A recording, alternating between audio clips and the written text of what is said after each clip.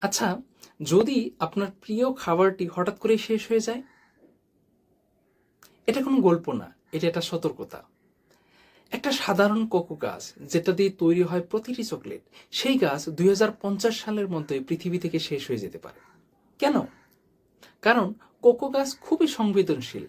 এর চাই নির্দিষ্ট তাপমাত্রা, আর্দ্রতা এবং নিয়মিত বৃষ্টি। কিন্তু পৃথিবীতে আজ উত্তপ্ত পরিস্থিতি, বৃষ্টি অনিয়মিত, বন জঙ্গল ধ্বংস করে দেওয়া হচ্ছে।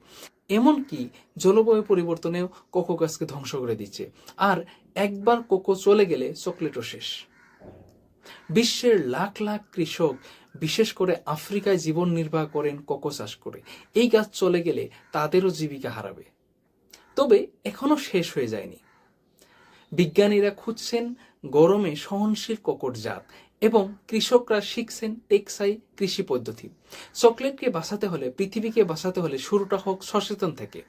আমাদের এই বিষয়ে জানতে হবে, আমাদের সচেতন হতে হবে, আমাদের সমাজের সবাইকে সচেতন করতে হবে যাতে জলবায়ু পরিবর্তন না হয়। আমরা যাতে আরও গাছ লাগাই, যাতে আমাদের পৃথিবীর যে জলবায়ু চক্র সেটা যাতে ঠিক থাকে। কারণ আমাদের পরবর্তী প্রজন্মও চকলেটের স্বাদ পাওয়ার অধিকার রাখে। এমন আরও গুরুত্বপূর্ণ গল্পের জন্য সাবস্ক্রাইব করুন। আর হ্যাঁ, চকলেটকে উপভোগ করুন যতদিন আছে।